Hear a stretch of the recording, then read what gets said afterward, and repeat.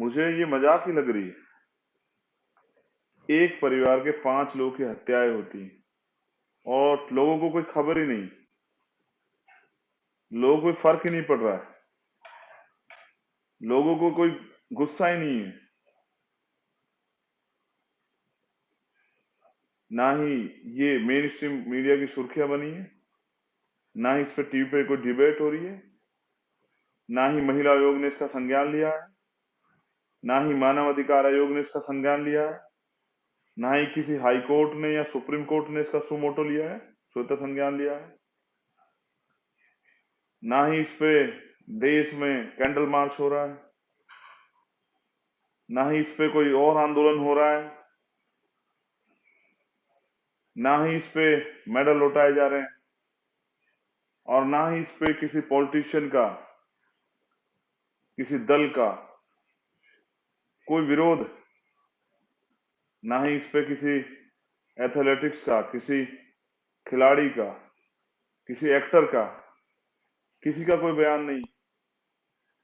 बिल्कुल, इसलिए मैं इसे मजाक समझ रहा हूं, क्योंकि जब मैं कल परिवार से मिला तो उन्होंने बताया, और मैं ये बात इसलिए रख रहा हूं कि आप बहुजन समाज के लोग विश्वास करते हैं भीम आर्मी पे, आजाद समाज पार्टी पे, हम अपने कार्यकर्ताओं पे आप विश्वास करते हैं और उस विश्वास को हम लोग टूटने नहीं देना चाहते। लेकिन मैं सोच रहा हूं कल से कि इतना बड़ा मामला हुआ, चुप क्यों है लोग? एक गाय के नाम पे बवाल हो जाते हैं, लेकिन इंसानों की हत्या हुई है, 5 लोगों की जान गई है, जिनमें 3 बच्चियां हैं और एक बच्चा है और एक माँ है।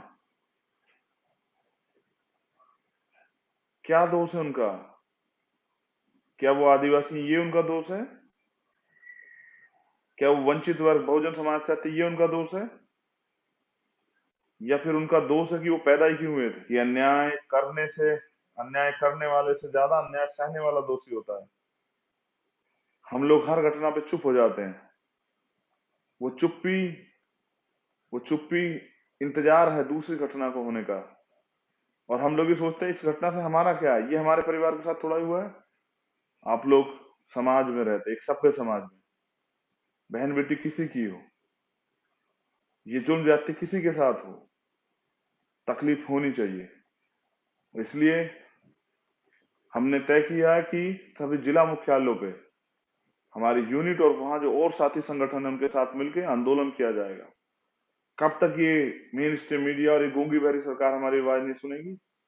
मैं तो कल ये भी चैलेंज करके आया हूं कि अगर एक हफ्ते में मुख्यमंत्री परिवार से मिलने नहीं आते और वो सीबीआई जांच की घोषणा नहीं करते, क्योंकि जैसा मैंने आपको बताया कि इतने लंबे समय तक इस मामले को दबा के रखा गया, छिपा के रखा गया, और उसके बाद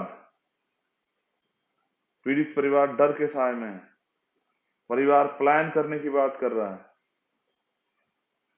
ऐसे समय में अगर हमने इस लड़ाई को नहीं लड़ा तो लोगों का न्याय से भरोसा उठ जाएगा, लोगों का काम करने वाले लोगों से भरोसा उठ जाएगा, लोगों का आंदोलनकारियों से, संघर्षशील लोगों से विश्वास उठ जाएगा। तो वहां की भीम आर्मी और आजाद समाज पार्टी की यूनिट ने तय किया है कि आने वाले समय में वो जिला मुख्यालयों पर धरना देंगे, 1 दिवसीय धरना, फिर विधानसभा घिराव होगा, फिर मुख्यमंत्री का घिराव होगा, उसके घर का घिराव होगा।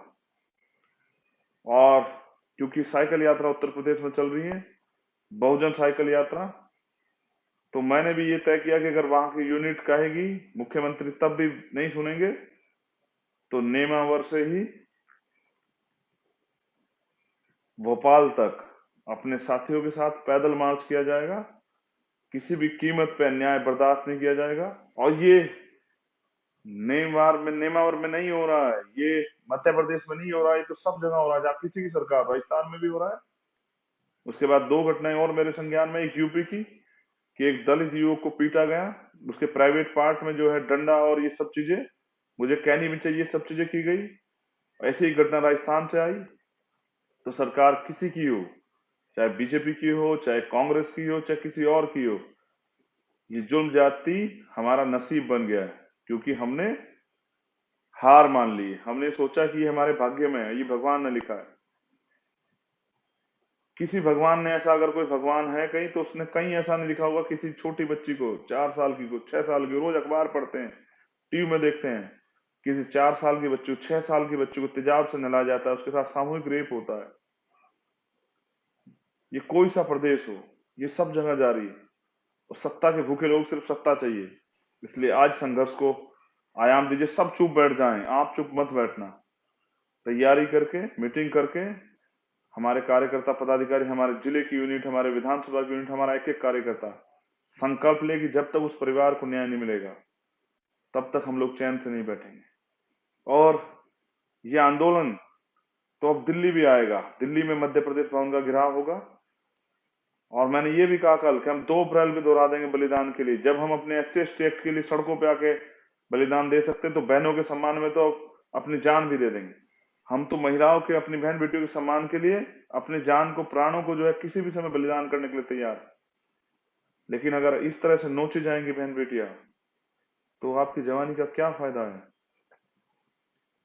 वो बाबा साहब अम्बेडकर कहते हैं ना, जिस कौम का नौजवान जीते जी समाज की लड़ाई लड़ता, वो जीते जी भी मरे हुए के समान होता है। और जिस कौम का युवा जीते जी अपने समाज की लड़ाई लड़ता है, वो मरकर भी अमर हो जाता है। काशीराम साहब कहते थे कि जिनका राज होता है, उनकी बहन बेटियों पे अन्याय अत्याचार नहीं होता, उनके बुजुर्गों की पगड़ी नहीं उछाली जाती, उनकी बहन बेटियों को तेजाब डाल के, यूरिया डाल के, नमक डाल के नहीं जलाया जाता, उनकी बेटियों को उत्तर प्रदेश हाथरस में कचरे की तरह नहीं जलाया जाता, उनकी बेटियों को थाना गाजी की तरह, जो है चूरू की तरह, वहां उनके सामूहिक हत्या, रेप नहीं होते हैं, उनके नाखून नहीं खींचे जाते हैं।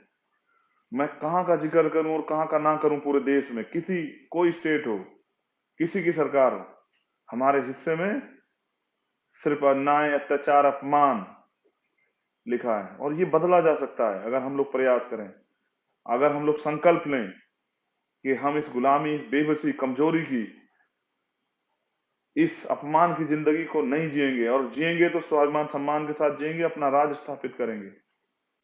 मैं मध्य प्रदेश के साथियों के धन्यवाद के साथ ये कहना चाहता हूं कि जो कल जोश आपने दिखाया था, जो काबिल तारीफ था, वो टूटना नहीं चाहिए। और अगर आपकी आवाज से ये मुख्यमंत्री ना हिले, इसकी कुर्सी ना हिले, तो फिर पैदल मार्च करेंगे उस घर से, संकल्प लेके, चाहे हमारी जान क्यों ना चली जाए। पैदल मार्च करेंगे, मुख्यमंत्री आवास का घेराव करेंगे, विधानसभा घेराव करेंगे, वहीं बैठ जाएंगे, सड़कों पर रहेंगे, मर जाएंगे। लेकिन किसी परिवार के साथ ऐसा ना हो, और जिस परिवार के साथ उसको न्याय मिले, उस संकल्प के साथ हम लोग मैदान में उतरेंगे। मेरे साथियों, चैन से नहीं बैठना है, क्योंकि जिस समाज की बहन बेटियों पे अत्याचार, अन्याय होते, वो सोते नहीं है। और अगर वो सो रहे हैं, तो यानी कि वो इस दर्द को महसूस नहीं कर रहे हैं, अपना दर्द नहीं मान रहे हैं। इस तकलीफ को अपनी तकलीफ बनाइए, और वो दर्द यहां तैयार कीजिए। अपनी जबान पे शहद रखिए, अपने दिमाग में जो है ठंडक रखिए, अपने दिल में गुस्सा तैयार कीजिए, और उस गुस्से से संघर्ष की भावना को तैयार कीजिए, और बल तैयार कीजिए। मध्य प्रदेश में के कोने कोने से आवाज आनी चाहिए, और ये भी आवाज आनी चाहिए कि भविष्य में किसी परिवार के ऐसा, इसकी शक्ति भी दिखनी चाहिए। बहन बेटियों को भी तैयार कीजिए कि वो अपनी सुरक्षा स्वयं कर सकें। इस मुख्यमंत्री को आपकी ताकत का एहसास होना चाहिए। हर जालिम को, ये सोच रखने वाले हर वैसी दरिंदे को इस सोच का एहसास होना चाहिए कि अगर ऐसा सोचा भी तो उसका परिणाम क्या होगा। हम सवेरा होने का इंतजार नहीं करेंगे। हम इस मध्य प्रदेश को इतनी जोर से जो है आवाज लगाएंगे कि सदन में, सरकारों में बैठे हुए नेताओं की, मुख्यमंत्री कुर्सियां कांप जाएगी, अधिकारियों की जो है उनकी कुर्सियां हिल जाएंगी। हम बहुसंख्यक आबादी हैं, फिर भी ये क्यों सह रहे हैं? क्योंकि सत्ता में नहीं है। सत्ता भी हमारी आएगी, राज भी हमारी आएगा, हमारा व्यक्ति मुख्यमंत्री बनेगा। बहन बेटियों के सम्मान में भीम आर्मी, आजाद समाज पार्टी मैदान। जय भीम।